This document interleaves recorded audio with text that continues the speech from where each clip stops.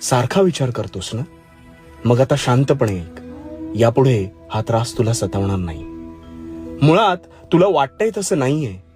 जोपर्यंत आपण दुसऱ्याचे कपडे परिधान करत नाही तोपर्यंत आपल्याला ते सैल बसतायत का घट्ट होतात याचा अंदाज बांधता येत नाही.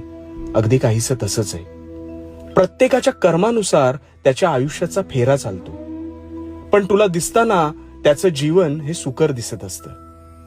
स्वतः जर साफ मनाने पुढे जात असशील तर तुला पाहून इतरही हाच विचार करत असतील. हे कदाचित तुला कळलं नाहीये. एका अपंग मुलाने एका गरीबाला धावताना पाहिलं तर त्याला वाटलं की हा किती सुखी आहे.